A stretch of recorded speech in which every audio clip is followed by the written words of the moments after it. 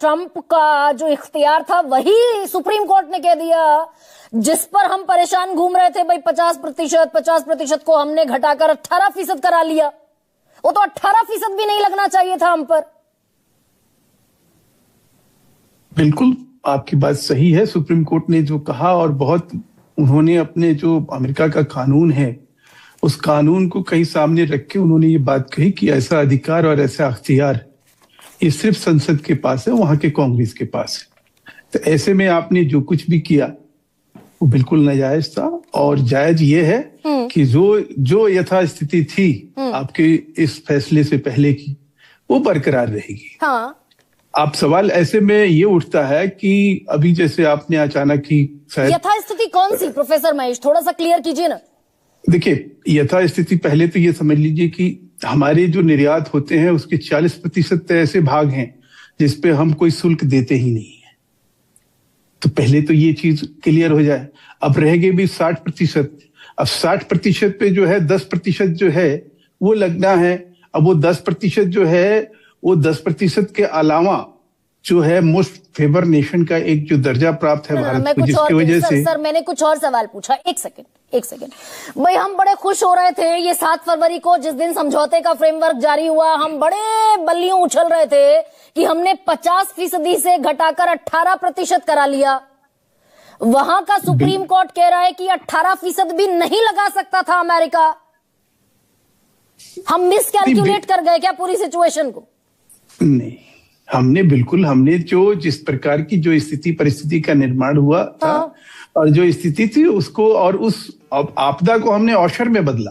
कमाल की बात तो ये देखिए कि जो राजनीतिक रुदाली थी जो भारत की अर्थव्यवस्था को कमजोर करने में लगे हुए थे, लगातार जो है पूरा विश्व जो है जब भारत की तरफ जो है हाथ आगे बढ़ा रहा था और ये कह रहा था, या वो यूरोपीय यूनियन हो या गल्फ कंट्रीज हो, उन सबने जो है एक तरह से हमारा FTA एग्रीमेंट साइन अमेरिका में हमने आपदा को अवसर में बदल दिया या अवसर को आपदा में बदल दिया। भाई 18 दिन बाद, 18 दिन पहले हम एक ट्रेड डील साइन करके बैठ गए।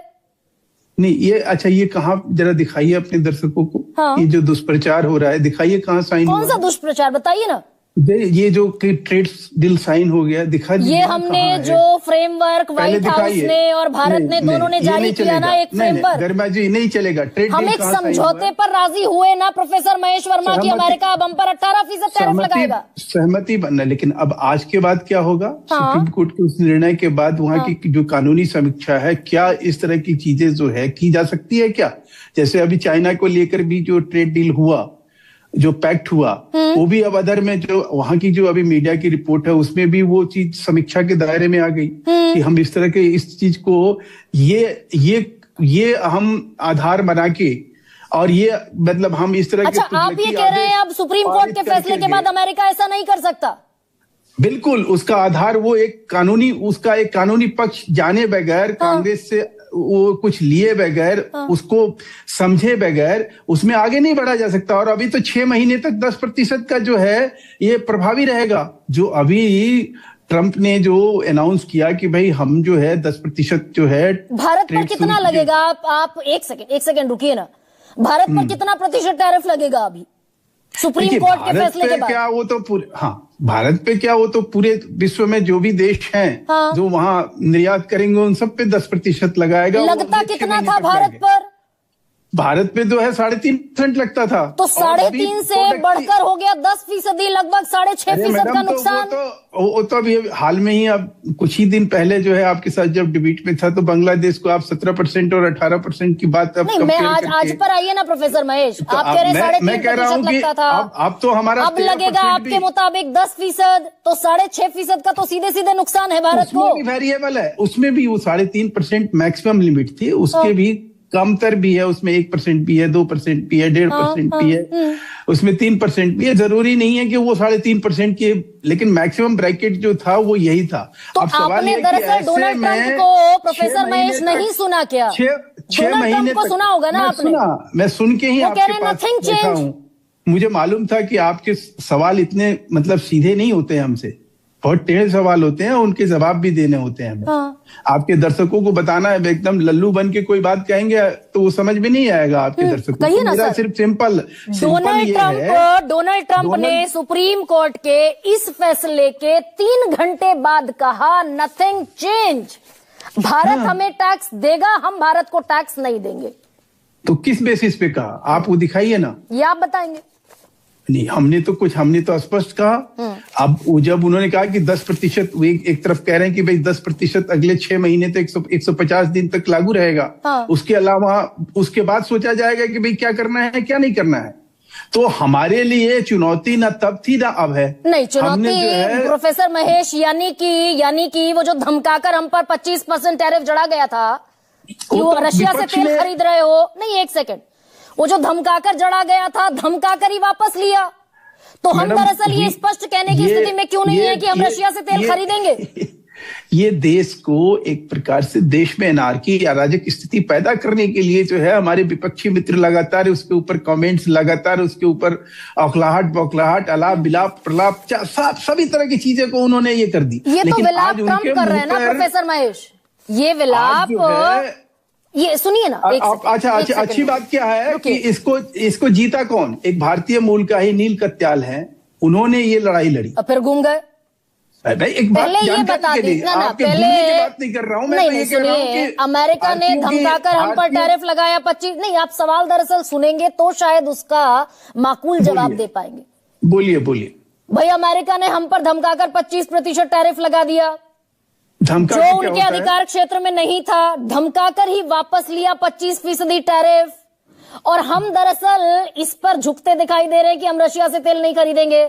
डोनाल्ड ट्रंप कह रहे हैं भारत। सुनिए पहले करेक्ट करिए। हाँ, ये कब कहा गया, किसने कहा? विदेश मंत्री ने स्पष्टता के साथ बात कही।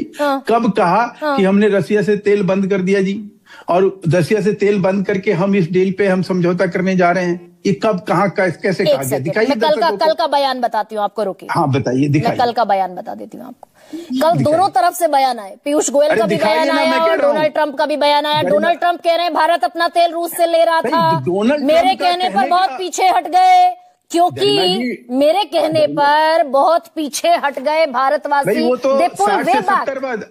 अभी तो डोनाल्ड ट्रंप जो है 5 से 6 प्लेन की गिरने की बात कर रहे थे शुरुआती। तो हम क्यों नहीं रख देते प्रमाण सहित? हमारे किसी मिनिस्ट्री ने, हमारे वाणिज्य मंत्रालय ने, हमारे विदेश मंत्री ने प्रमाण के साथ क्यों नहीं रख दिया कि हम रशिया के साथ तेल खरीदते रहेंगे? अब देखिए, वही बात हुई ना कि भाई उनके हर चीज को, वो कोई चीज अगर कह रहे हैं तो उनकी कहने की आजादी, जैसे अभी यहाँ था ना कि भाई हमारी अभिव्यक्ति की आजादी की वजह से हम शर्टलेस हो गए, हम देश को बदनाम करने की। भाई, हमारे मुंह पर क्यों टेप चिपकी हुई है? हमारे यहाँ भी अभिव्यक्ति की आजादी है ना। किसने आपको कहा कि हमारे मुंह पे टेप? हमने संसद से लेके बाहर तक, पीयूष गोयल से लेकर एस जयशंकर तक, राजनाथ सिंह से लेकर किरण रिजिजू तक, एक बयान बताइए कि हमने दंगे की चोट पर कहा हो हम रशिया से तेल खरीदेंगे। गूंगे बहरे और अंधों को दिखाई ना दे, सुनाई ना दे, कहीं वो पढ़ ना सके, हाँ। तो उसके लिए ना सरकार जिम्मेवार है। प्रोफेसर महेश, मैं 1 मिनट का मौन रखती हूँ, रुकिए। मैं 1 मिनट का मौन रखती हूँ। मुझे एक ऑथेंटिक बयान इस देश के फॉरेन मिनिस्ट्री से, डिफेंस मिनिस्ट्री से, होम मिनिस्ट्री से, पीएमओ के ऑफिस से एक बयान दिखा दीजिए। के साथ बहुत स्पष्टता के साथ उन्होंने बात रखी और ट्विटर खोल के देख लीजिए, एक्स के ऊपर एस जयशंकर का बयान है। उन्होंने कहा कि आप खोलिए ना, दिखाइए तेल कैसे, आप खोलिए, दिखाइए। आपका आरोप है, आप कह रहे हैं कि नहीं है, और आप कह रहे हैं तो दिखाइए ना, मैं मान लूंगी आपकी बात। मैं तो कहूंगा, मैं गिव अप कर दूंगा। आप झुटलाइए ना, मुझे झुटलाने की आप कोशिश कर रही हैं, आप झुटला दीजिए कि नहीं है बयान। अरे मैं तो कह रहा हूं कि है। अरे भैया, आपकी सरकार का बयान दिखा दीजिए ना, मैं तो मौका दे रही हूँ आपको। विदेश मंत्री कोई भी आप